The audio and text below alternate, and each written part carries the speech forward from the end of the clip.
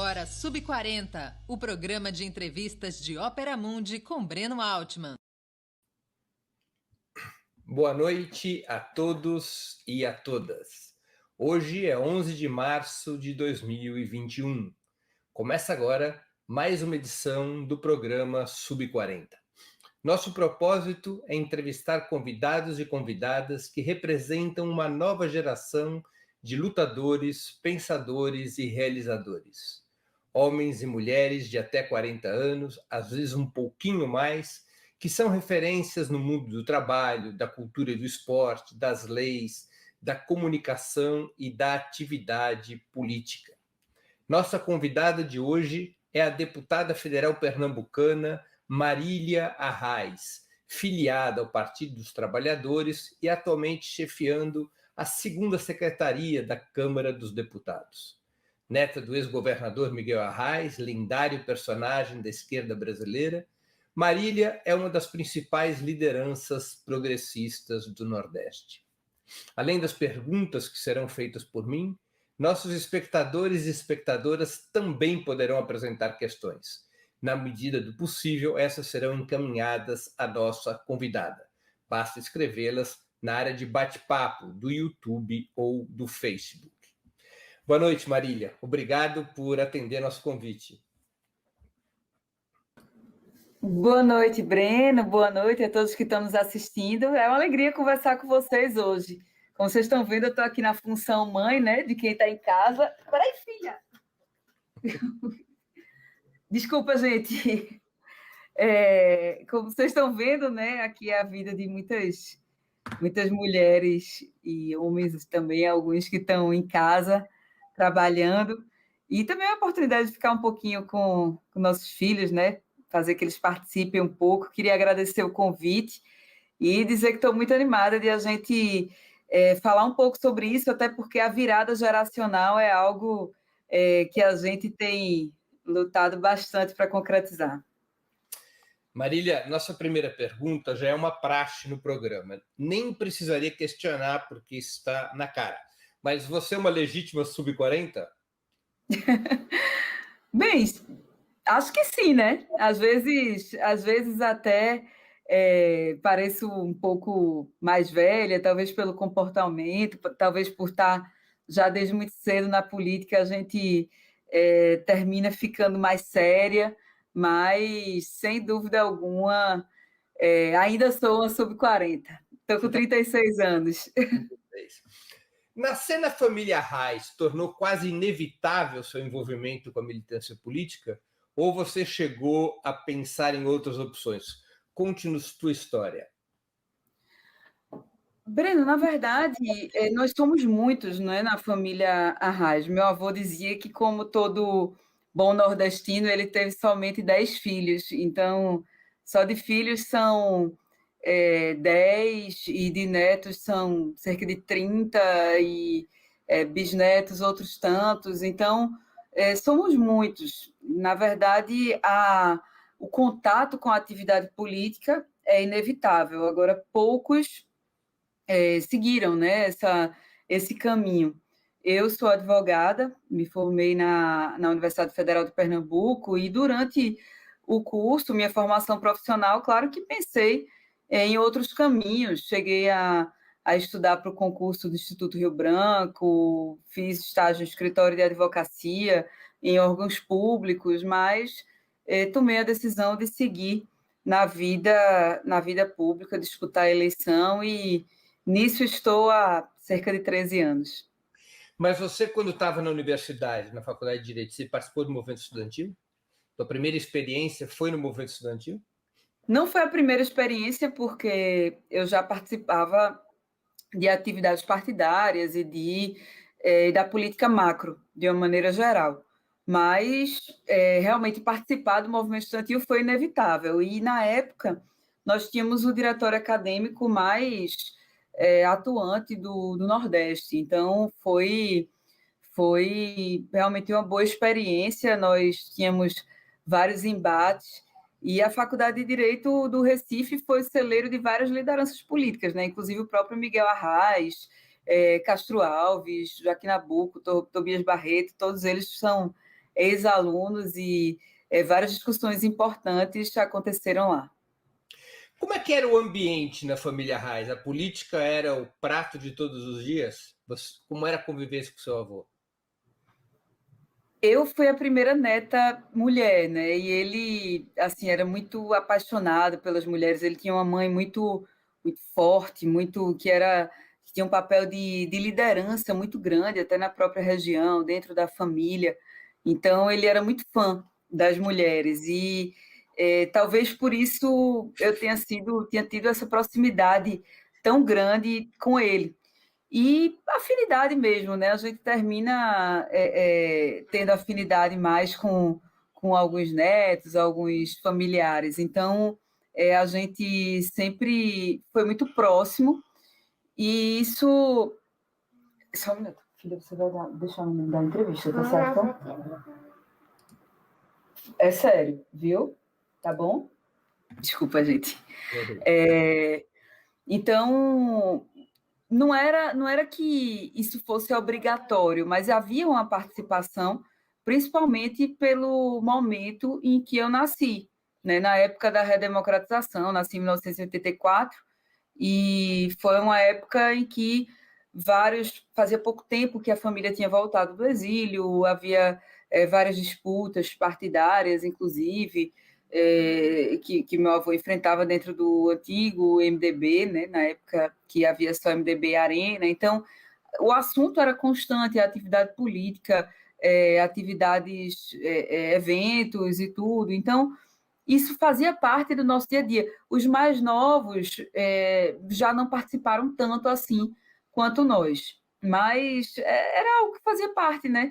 Inclusive, os que não enveredaram pela política, que é a imensa maioria, tem algum tipo de atuação na sua área profissional, que buscam a justiça social, que buscam esse tipo de caminho para ser trilhado. Os teus pais, eles tinham ou têm militância política? O teu pai é o Marcos Arraes, não é? Isso. Eles tinham, né? Antigamente tinham bem mais, inclusive quando eles se casaram durante o exílio, se conheciam já desde de criança, se casaram durante o exílio. Minha mãe foi para a França, né? Encontrar meu pai e se casaram lá. E na época eles eram realmente bastante militantes. A minha mãe me contava histórias de eh, Revolução Cubana, de Revolução da China e várias histórias assim, na época que não tinha coleções de livrinhos para criança, né? Que a minha filha tem a coleçãozinha que tem Tchê, tem Violeta Parra, tem Clarice Lispector, Eduardo Galeano. Naquela época não tinha, então ela muitas vezes me colocava para dormir com esse tipo de historinha, e eles eram bem ativos na época, né? Meu pai andava muito, né, ajudava muito meu avô, então tinha essa influência também. Qual a atividade profissional dos teus pais? Minha mãe é psicóloga e psicanalista e meu pai é administrador. Você tem irmãos? Tenho 3 irmãos. E eles são mais Eu velhos? sou a mais velha. Eu sou a mais velha. E eles também têm uma atividade política ou você é a única da família? Nenhum. Não, na família são muito poucos. São muito poucos que foram por esse lado. Eu Você, costumo dizer que foram os que tiveram menos juízo. você foi filiada entre 2005 e 2016 ao Partido Socialista Brasileiro, historicamente liderado pelo teu avô. A ruptura com essa legenda também significou, vamos dizer assim, cisma familiar, um racha familiar. O que ocorreu? Qual foi o motivo que te levou a essa confrontação com o Partido Socialista e depois a tua transferência ao Partido dos Trabalhadores em 2016, há 5 anos passados? Depois que a Arraes morreu, Breno, o PSB passou a ter uma diretriz cada vez menos comprometida ideologicamente com as causas e o caminho que a gente deve trilhar por uma sociedade mais justa. E isso foi se dando aos poucos, até um determinado momento que eu julguei que não dava mais para ficar ali. E tudo isso foi A Reis morreu em 2005, né? 2005, foi. E tudo partiu muito daqui de Pernambuco, porque sempre o PSB teve, digamos que Pernambuco era o coração do PSB, né? Sempre Pernambuco controlava o PSB nacional. E eu já vinha discordando, fazia já algum tempo, inclusive desde minha primeira eleição para vereadora, eu tinha algumas divergências e depois na segunda eleição, na minha primeira reeleição para vereadora, que foi em 2012, tinha algumas divergências também, mas que tratava no âmbito interno, porque quando a gente trata de política não pode também discordar, explodir tudo. Mas em 2014, quando realmente se consolidou a guinada à direita do PSB, com diversos, digamos assim, excessos de flexibilização, eu costumava falar que o S do PSB tinha se transformado somente em uma letra. E quando isso aconteceu de verdade, começaram a defender a independência do Banco Central, que infelizmente se concretizou agora, né, nessas votações recentes da Câmara, e outras questões que queriam tirar socialismo do Estatuto. Aqui em Pernambuco se juntaram com toda a direita, o próprio, na época que estava se colocando como candidato Eduardo Campos, defendendo diversos princípios mais à direita, e a aliança com Aécio Neves, que já estava acordada desde antes de começar a campanha eleitoral, do período de pré-campanha, já tinha esse acordo de, no segundo turno, o PSB estar junto com o PSDB, com o Aécio Neves. Então, tudo isso foi me fazendo ter certeza de que ali não era meu lugar. Além disso, eu compus a gestão municipal como secretária e vi de dentro como funcionava, como não funcionava, na verdade, como eram traçadas as prioridades, e tudo isso me fez ter a certeza de que ali não era meu lugar. Eles me desqualificam demais, né? E nessa campanha de 2020 nem se fala. Eles dizem que foi um projeto pessoal, que eu queria ser candidata a deputada federal e o partido não deixou, e por isso que eu me desfiliei, mas isso, sinceramente, não tem nada a ver, porque se eu quisesse mesmo ser candidata a federal, talvez e isso fosse um projeto de vida naquela época, ou um projeto pessoal, talvez eu optasse por ficar bajulando os que mandam no PSB e talvez estivesse lá até hoje, se fosse dessa maneira que eu pautasse minha vida pública. Então, com tudo isso que o PSB fez, eu tomei a decisão de enfrentar o que tivesse que ser enfrentado para defender o que acredito. E não me arrependo hora nenhuma de nenhuma das atitudes que tomei. Esses conflitos teus com o PSB ocorreram quando Eduardo Campos, teu primo, ainda era vivo? Começaram a ocorrer ainda quando ele era vivo? Sim, mas foram conflitos todos políticos. Nunca fiz nenhuma crítica pessoal a ninguém. Sempre meu debate sempre foi na política e assim pretendo continuar enquanto eu atuar publicamente. Você tinha uma relação próxima, Eduardo Campos, pessoalmente, familiarmente? Normal, tinha uma relação normal, éramos primos. Ele era bem mais velho do que eu, né? Quase, acho que 18 anos mais velho, 20 anos mais velho, algo assim. Então, era uma relação normal. E, para mim, a política nunca foi assunto de família. Meu avô não tratava a política dessa maneira. Nunca chegou e disse: olha, você vai estar aqui, você vai ser candidato a isso para guardar a cadeira, para fazer isso, para fazer aquilo. Nunca tomou esse tipo de atitude. Então, minha formação nunca foi de tratar a política como assunto de família, por isso fiquei muito à vontade de tomar os posicionamentos que eu acreditasse serem os mais acertados.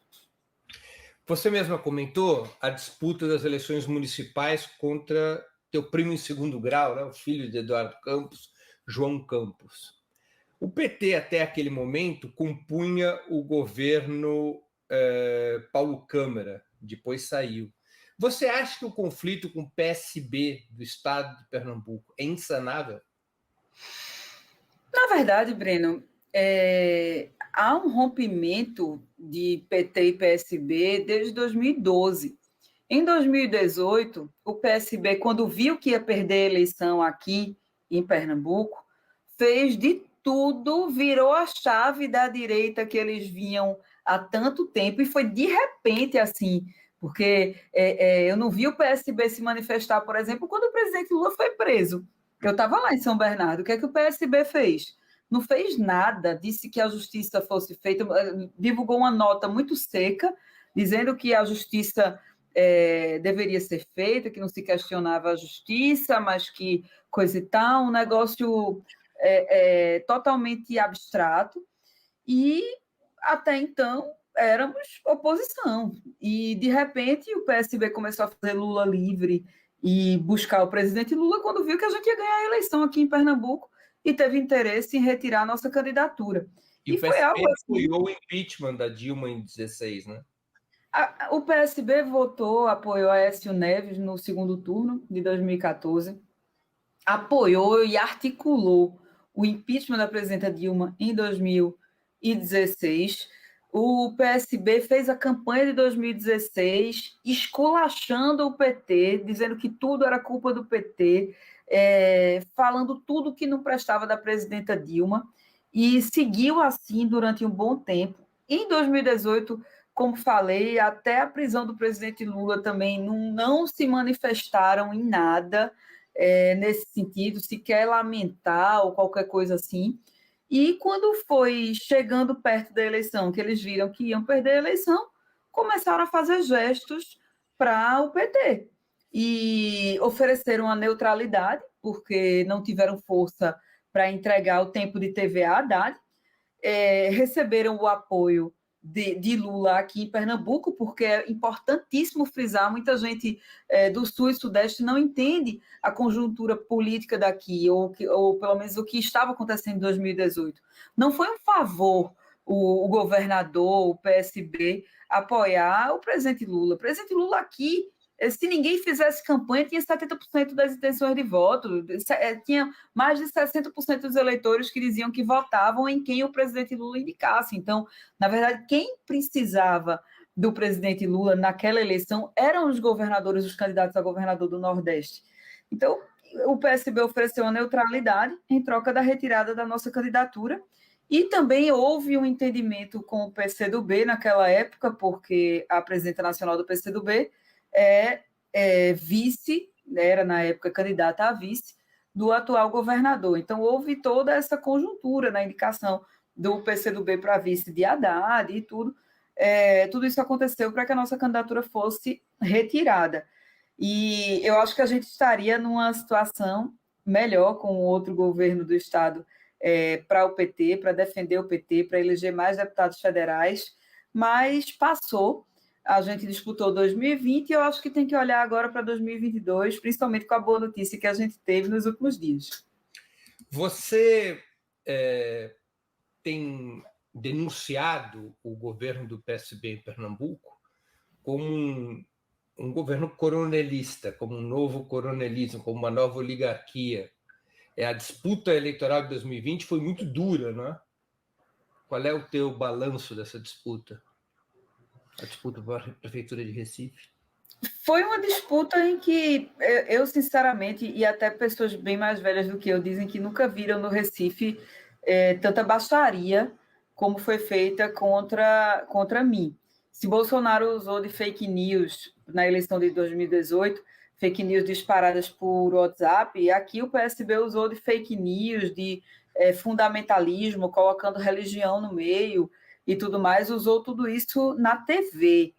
Foram 7 dias de guia eleitoral que tivemos no segundo turno, e esses 7 dias, 100% das inserções comerciais do PSB foram para disparar fake news contra mim. Era dizendo que eu era contra a Bíblia, era dizendo que eu era contra o ProUni, e depois inventaram requentaram os processos do qual eu já tinha sido inocentada, que tinha sido aberto pela minha adversária, por uma das candidatas, né, uma delegada que foi candidata nessa eleição, que abriu um inquérito contra mim, que o Ministério Público já tinha pedido arquivamento, que não tinha nenhum sentido. Então, começaram a fazer todo tipo de artimanha para ganhar a eleição. E na verdade, muita gente opinava, você tem que bater, tem que criticar, tem que falar mal, falar da corrupção do PSB, porque aqui é escândalo atrás de escândalo. A Polícia Federal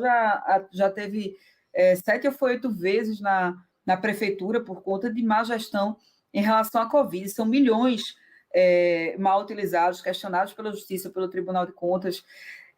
Muita gente dizia, você tem que bater nisso, bater naquilo, falar disso, falar daquilo. Eu disse, olha, se eu ficar sendo pautada pela baixaria que eles estão fazendo, vai ser uma falta de respeito ao meu eleitor. Eu tenho 36 anos, eu tenho muitos anos de política pela frente, eu não quero ser conhecida como personagem de uma baixaria generalizada. Se ele quiser, ele marque sua vida com a baixaria que ele fez. Então, a gente manteve uma linha propositiva, atacando o que deveria atacar na política, na gestão, sem fake news, sem nada disso, e não me arrependo de maneira alguma da maneira como a gente procedeu nessa eleição. Eu acho que a gente fez mágica com a disparidade que era de recurso que eles tinham, de uso da máquina, de obrigar cargo comissionado a ir para a rua, enfim, e tanta coisa assim. Nunca no Recife uma mulher tinha ido para o segundo turno da eleição, nunca uma mulher tinha disputado a eleição com chance de ganhar aqui na capital de Pernambuco. Então, eu estou muito tranquila, eu tenho a consciência tranquila de que fizemos o melhor que podia ser feito, defendemos o presidente Lula, defendemos o Partido dos Trabalhadores. Somente 2 capitais foram para o segundo turno, 2 capitais, em 2 capitais o PT foi para o segundo turno. Então, eu estou muito tranquila. Agora, que foi um aprendizado grande, porque vieram com muita baixaria, muita mentira, muita ofensa, muita misoginia, machismo, com tudo que não presta para cima da gente. Agora, isso tudo faz a gente ficar mais forte. Quando você aponta, denuncia o governo do PSB em Pernambuco como coronelista, oligarca, isso quer dizer que o governo do PSB em Pernambuco, ele hoje é muito vinculado àquelas velhas elites agrárias e empresariais de Pernambuco que tanto combateram teu avô no passado? Veja, as elites, como você diz, combateram Arraes, mas também uma boa parte delas foi aliada de Arraes durante muitos anos. Por exemplo, 86, Arraes tinha como candidato a senador Antônio Farias, que era um grande representante das elites, dos usineiros, né, como a gente chama aqui.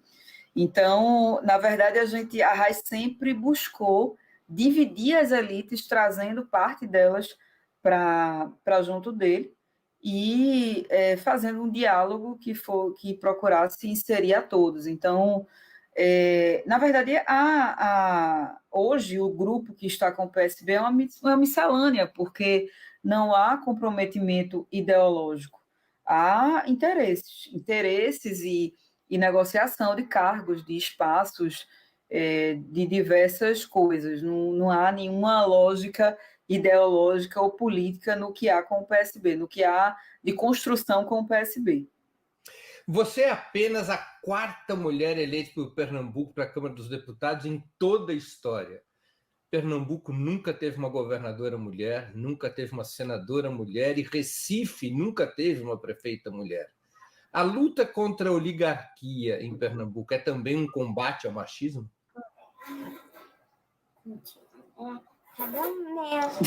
Desculpa.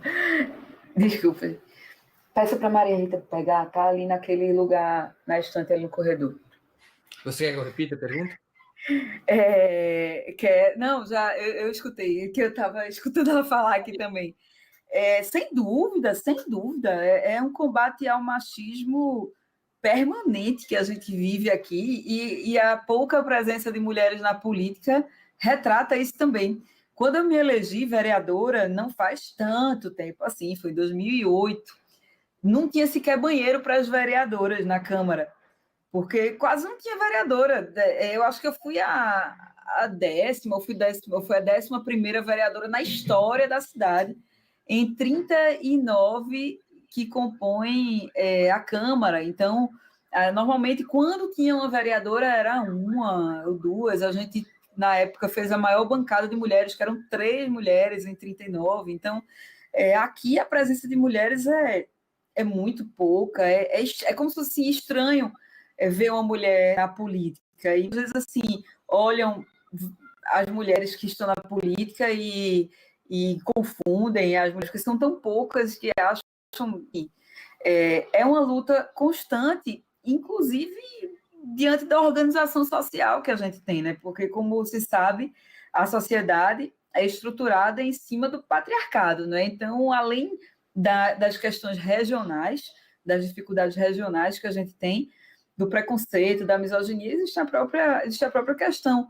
social, né, do papel que a mulher desempenha na sociedade, como nós somos socializadas e de como a sociedade em geral se estrutura para julgar as mulheres, julgar por sua aparência física, julgar por determinadas atitudes. Por exemplo, eu no debate, quando eu era firme, quando eu dizia, porque eles acusavam, eles fizeram uma das propagandas horrorosas aí que eles fizeram, era um avião chegando e dizendo que figurões, eles usavam essa expressão, figurões do PT Nacional é que iam mandar no Recife, ou seja, já dizendo que eu não tinha autonomia, que eu não ia comandar, quando na verdade, eu sou mulher, mas quem tem a postura firme, que todo mundo sabe que não se dobra, sou eu. Então, quando eu disse isso no debate, eu disse, olha, você fica dizendo isso, agora quem não se dobra aqui, em quem ninguém bota cabresto, sou eu. Então, aí ele chegava e me chamava de arrogante, porque quando a mulher é firme, quando a mulher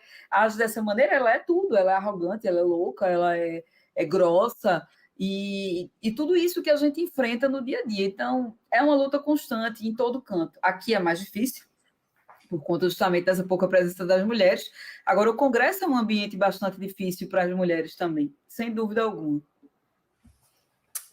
Marília, qual é que é a tua avaliação do cenário nacional depois da anulação das sentenças contra o ex-presidente Lula?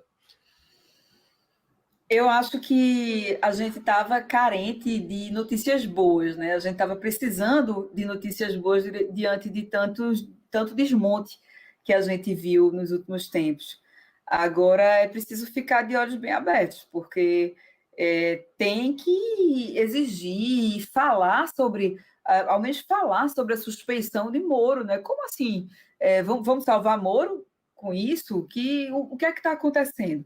Então, eu acho que a gente tem sempre que lembrar tudo isso, mas eu acho que nos últimos 2 dias mudou bastante o cenário, né, em relação ao que está acontecendo no Brasil, a perspectiva que a gente tem para 2022.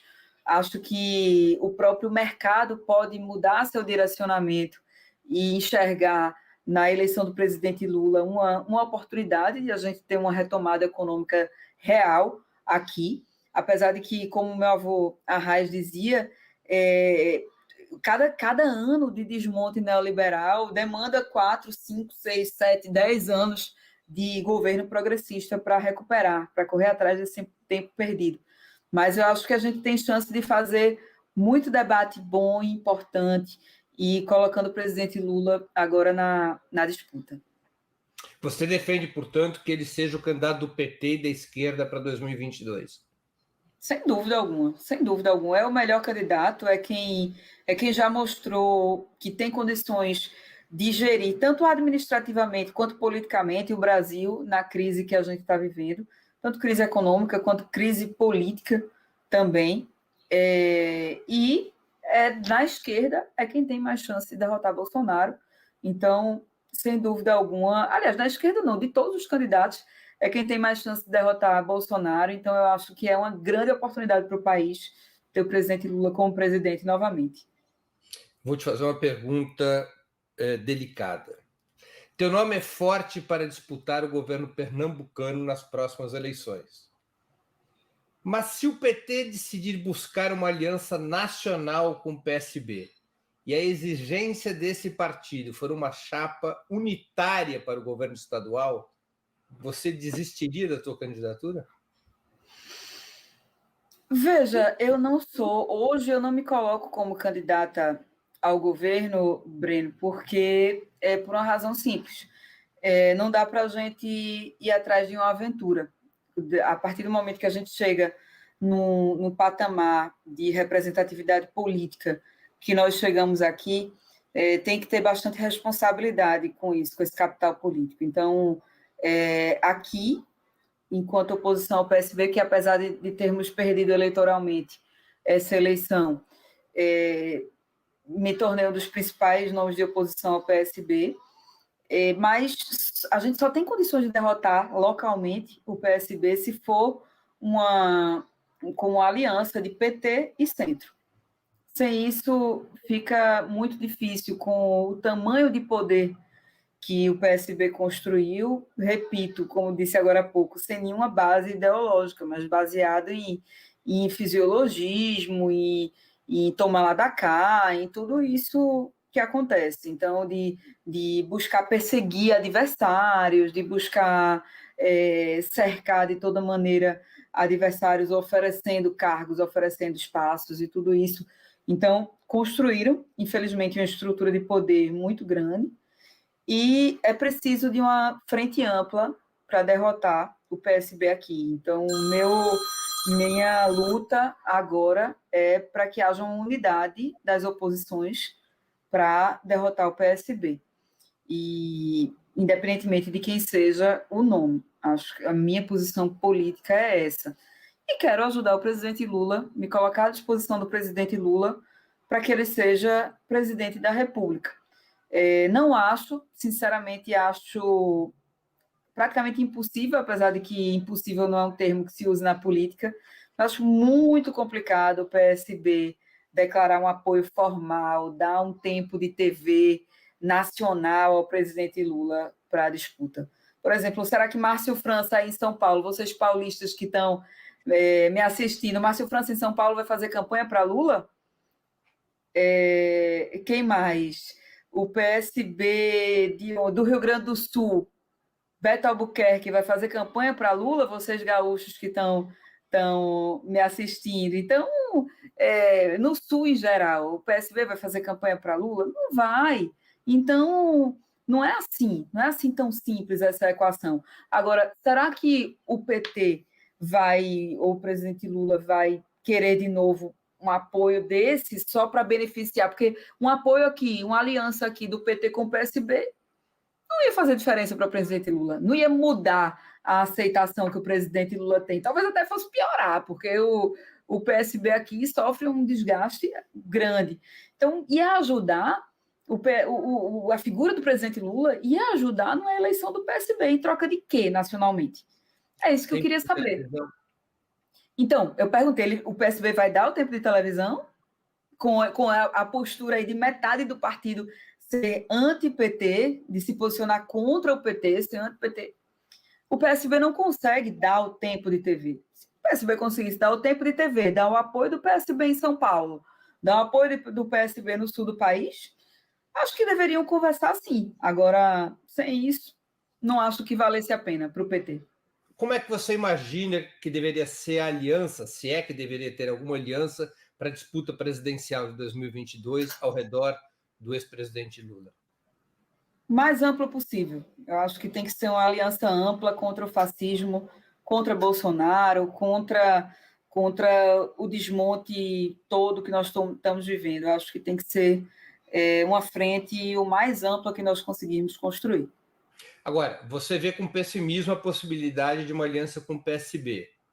Você vê alguma outra possibilidade de aliança fora, vamos dizer, do PCdoB? E talvez do PSOL? Hoje o PCdoB eu acho um pouco difícil também, mas pode ser. Eu acho que tem muita água para rolar. Eu acho que tem muito para acontecer. Na política, um dia pode ser uma eternidade, 2 dias, haja visto o que aconteceu essa semana, né? Uhum. E Mas acho que tem muito para acontecer, acho que é cedo para fazer esse tipo de avaliação. O que a gente tem que construir é projeto para o país, é falar para as pessoas o que é que a gente está pensando para o futuro, falar para a juventude, para esses meninos de 20 anos, de 25 anos, de menos de 30 anos, que não conheceram o que era o Brasil antes do PT, que viveram as mudanças que o PT fez, que muitas vezes não têm consciência de por que aconteceram essas mudanças. Simplesmente aquelas famílias se tornaram consumidoras, se tornaram conseguiram colocar seus filhos na universidade, não entenderam por que tudo isso estava acontecendo e não estão entendendo por que é que está tudo isso se acabando. Então, o presidente Lula traduz isso muito bem para a linguagem do povo, e a gente tem que falar olhando para o futuro, falar o que já fez, mas falar para frente, olhando para o futuro, o que é que o PT quer para o país, e com base nessa discussão programática, depois a gente discutir a aliança também com base na conjuntura política que a gente tem no Brasil. Você acha, ao falar de projeto, você acha que o programa que o PT e o presidente Lula devem apresentar ao país é semelhante ao programa pelo qual o PT governou entre 2003 e 2016 ou é um novo programa? Acho que tem que ser um novo programa. Acho que tem que ser um novo programa, inclusive porque nós vivemos uma nova realidade mundial. Então, tem que haver uma construção diferente, sem dúvida alguma. Você acha que as diferenças principais seriam quais? Eu acho que com base nas relações de trabalho, né, e com base também no que é que a gente pode fazer diante de tanto desmonte de conquistas, sejam conquistas recentes ou históricas, porque a gente sabe que não é em um mandato que a gente vai recuperar tudo o que aconteceu. Então, o que é que a gente propõe? A gente tem que estudar e propor o que é que a gente vai fazer diante do que eles estão fazendo com o Estado Nacional Brasileiro, porque o que parece é que eles querem transformar o Brasil numa fazenda, como era antes da era Vargas, como era na década de 30, de 40. Então, com tudo isso que aconteceu, o que é que a gente propõe para o Brasil, para melhorar a situação das pessoas, para que a economia volte a girar, para que a gente deixe de ter uma fábrica de super pobres aqui no país e ao mesmo tempo uma fábrica de super ricos. Então, eu acho que é isso que o PT tem que discutir e voltar a falar, voltar para as bases, voltar para construir e dialogar com as pessoas. A situação econômica de Pernambuco se deteriorou muito nos últimos 5 anos? Pergunto isso porque Pernambuco foi um estado com elevado grau de desenvolvimento durante os governos petistas, né? Vários projetos industriais. O que aconteceu? Estaleiro, refinaria, Porto de Suape, várias indústrias se colocaram aqui, né, vieram aqui para Pernambuco, tanto por conta das condições, né, oferecidas, logísticas e tudo mais, mas também porque a gente passou. Parece que é. Mas porque passou a ter mercado. O povo de Pernambuco, que tanta gente morria de fome, a gente via. Eu cresci vendo crianças, vendo pessoas da minha idade passando fome, morrendo de fome, adolescentes que pariam no interior e seus filhos não sobreviviam um mês porque eram subnutridos. Enfim, e a gente mudou essa realidade em pouquíssimo tempo. Eu lembro que em 2002 eu estava, 2002, 2001, eu estava na Zona da Mata aqui, quando entrei numa casa, tinha uma mãe com 5 crianças pequenas comendo um negócio que a gente chama de grude, que é farinha com água, com um pouco de açúcar lá. E era aquela cena, era crianças de 7 anos, de 8 anos que não andavam, na Zona da Mata principalmente, a Zona da Mata sempre foi muito pobre. E a gente deixou de ver isso aqui no estado, então passou a ter mercado consumidor. A Batavo veio para cá, por exemplo, porque as pessoas passaram a comprar iogurte, a tomar iogurte, que quem era mais pobre não tomava, essas pessoas não compravam pão. Não...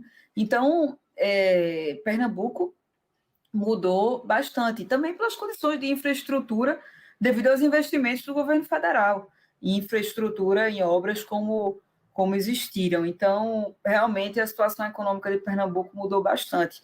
Pernambuco, além do mais, foi um estado que se desequilibrou do ponto de vista fiscal, ao ponto de praticamente ser um Estado que hoje somente administra folha, tem uma dívida altíssima, sempre fica rolando restos a pagar, e é um Estado que não investe mais. E, além disso, some-se a um excesso de poder, como qualquer grupo que passe tanto tempo no poder, e que fica com o diálogo prejudicado, o diálogo com a classe empresarial, desde a classe empresarial até a classe trabalhadora, servidores públicos. Recentemente, um servidor público, um policial civil, que era presidente do sindicato, foi demitido, e todos os processos dele relativos à atividade sindical, e sempre fica por isso mesmo, porque é poder demais.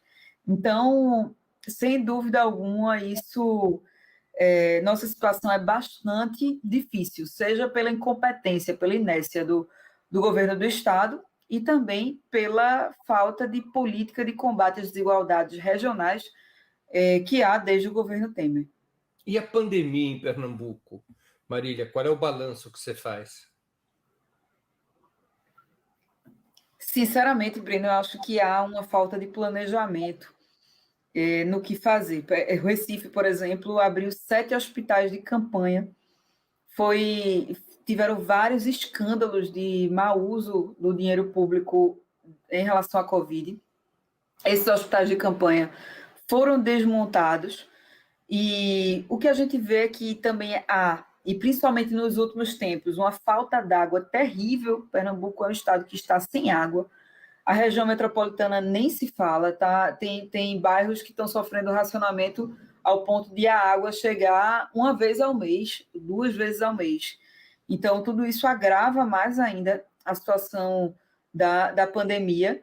E fora que Pernambuco, o Nordeste, é um estado pobre, existem muitas pessoas que moram em situação precária, que têm moradia precária, que não têm condições de ficar em casa, que trabalham de dia para comer na hora do almoço, trabalham de tarde para comer de noite.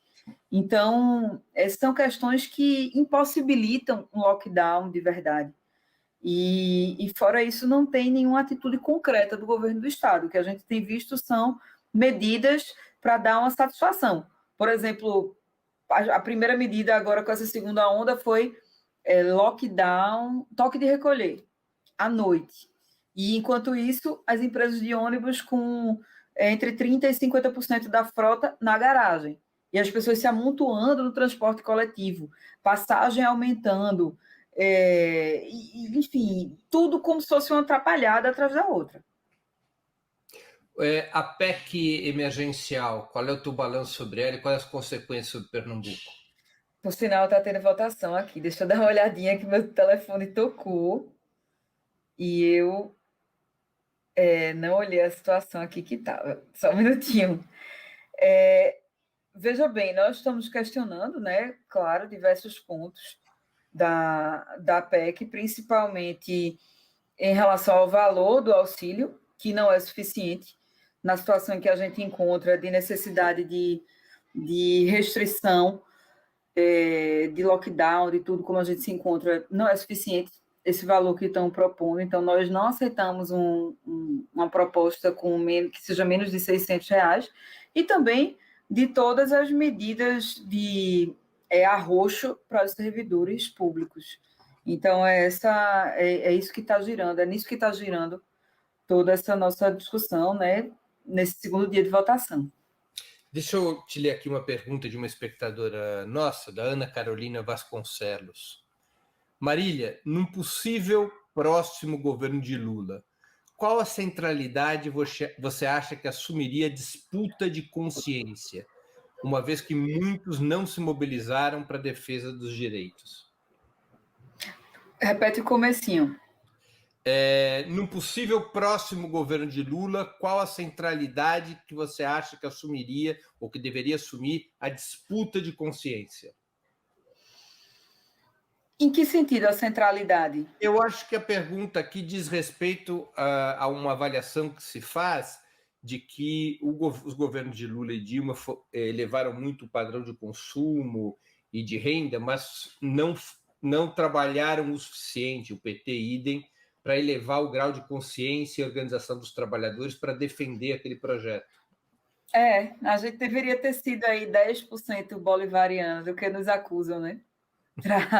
Eu sempre digo isso, que a gente deveria ter sido 10% aí do que nos acusam, para que as pessoas tivessem essa consciência. Então, eu acho que o investimento em educação, que a gente estava em curso, né, de chegar até a melhoria da educação básica, a gente teve grandes avanços no ensino superior. Eu mesma fui aluna da Universidade Federal, do fim do governo FHC e início do governo Lula, durante o primeiro mandato do governo Lula, e foi uma diferença absurda.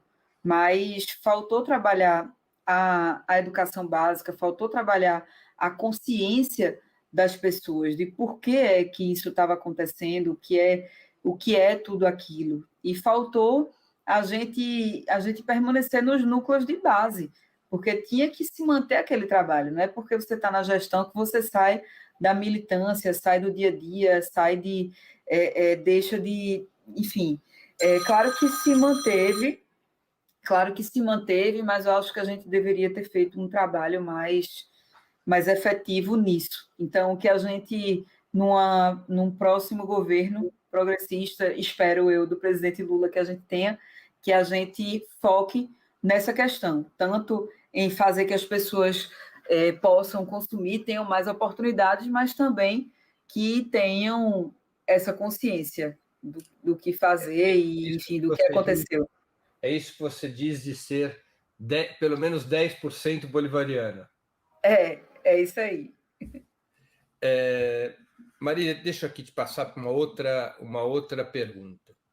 Você disputou recentemente a segunda secretaria da Câmara dos Deputados contra o candidato oficial do seu próprio partido, João Daniel. Esse caso está sendo apreciado ou será apreciado pela Comissão de Ética do PT.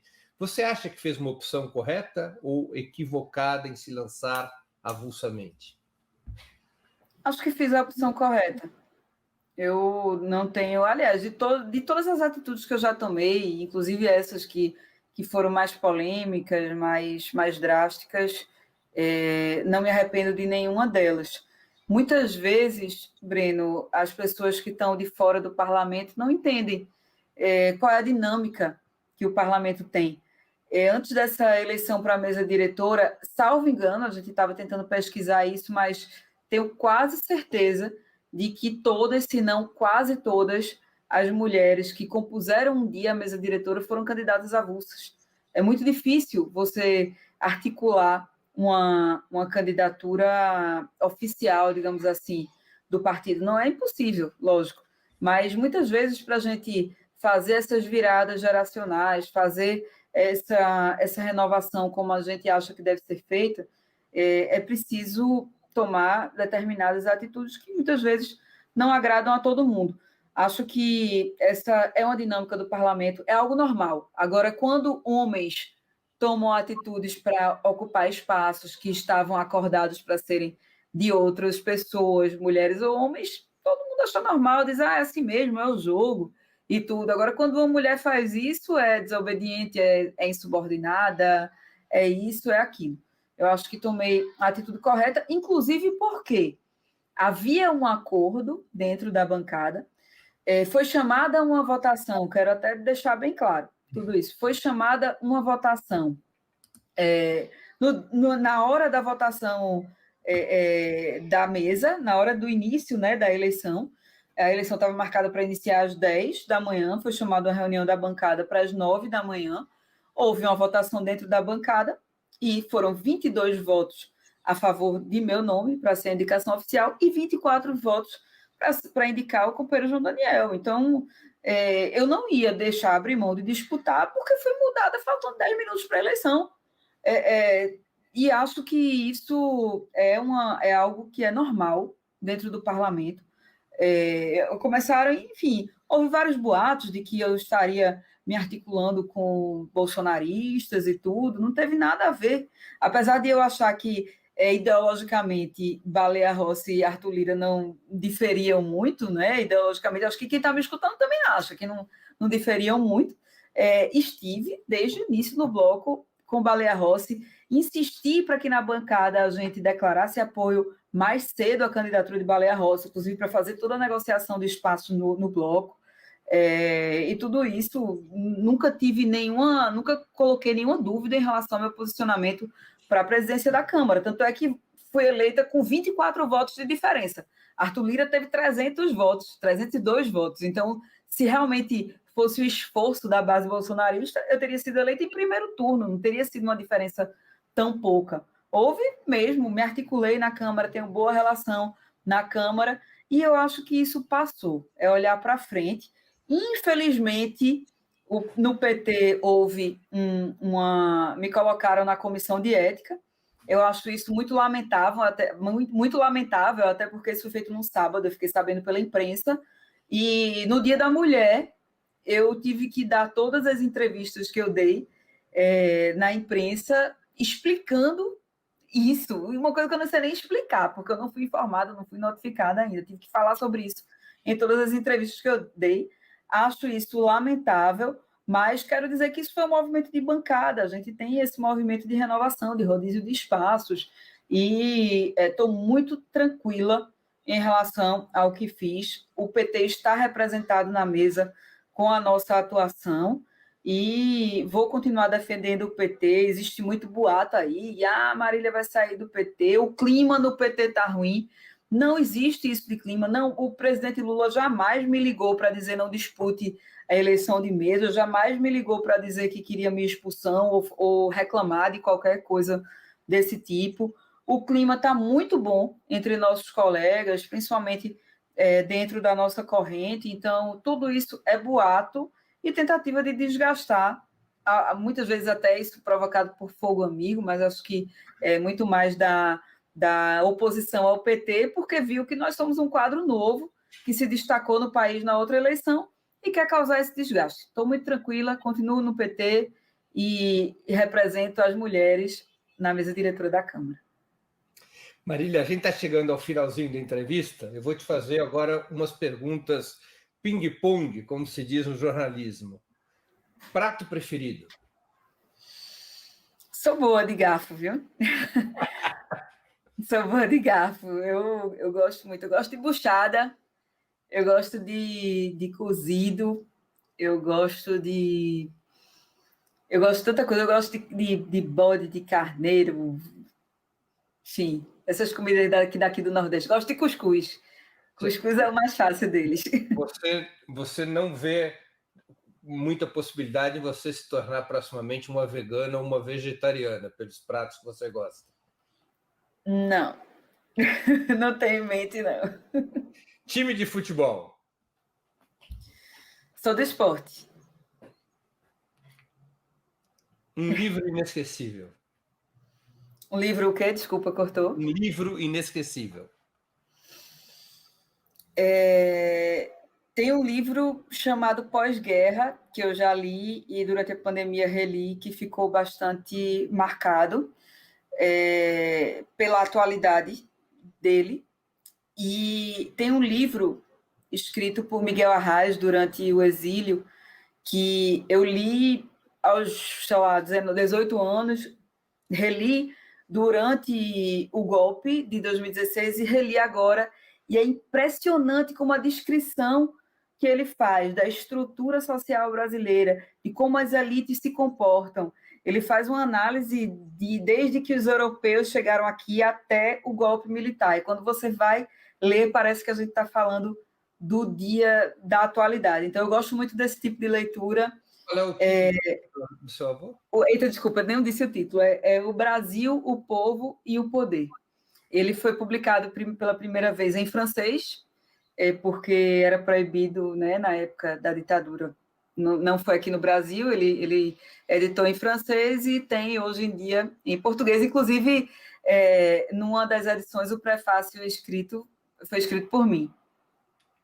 Música preferida? Música preferida, Apesar de Você.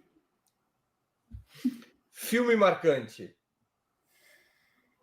Olhe, hoje em dia, não digo um filme, mas uma série é O Conto da Aia. Para mim, foi uma série que me deixou reflexiva, me deixa reflexiva sobre muito do que as mulheres vivem na sociedade.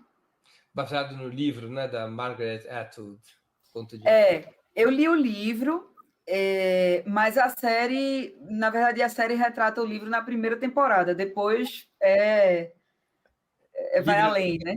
Livre adaptação. Isso. Um ídolo político. Arraes.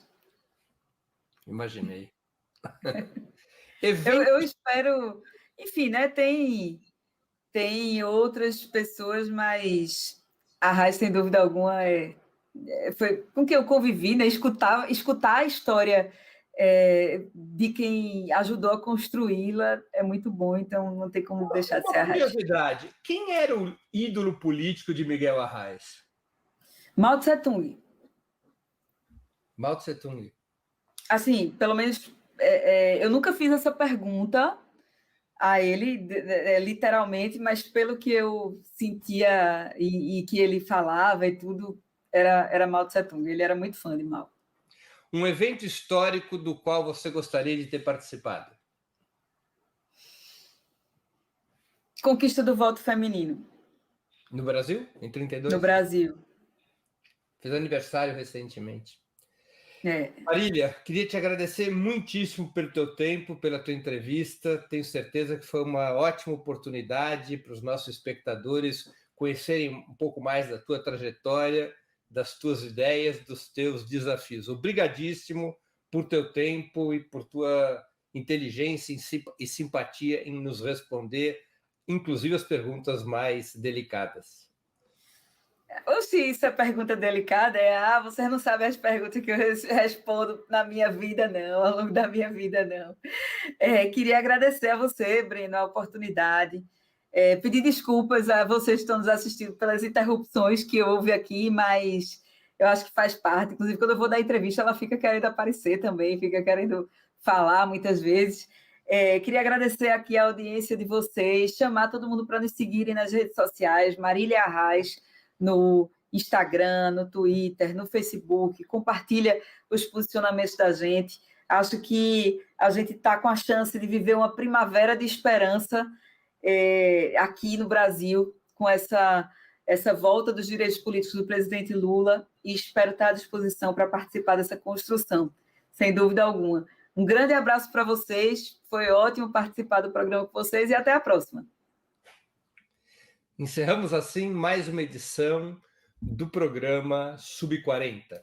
A próxima edição do programa será no dia 18 de março, às 20 horas, sempre nos canais de Ópera Mundi, no Twitter, no Facebook e no YouTube. O entrevistado da próxima semana será o presidente do PSOL, Juliano Medeiros, às 8 horas da noite, quinta-feira, dia 18 de março. Até lá e um grande abraço. Para assistir novamente esse programa, se inscreva no canal do Ópera Mundi no YouTube. Curta e compartilhe nossos vídeos, deixe seus comentários.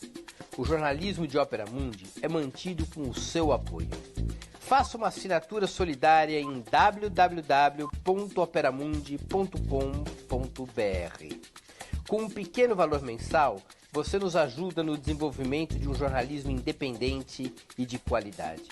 Obrigado pela audiência e até a próxima.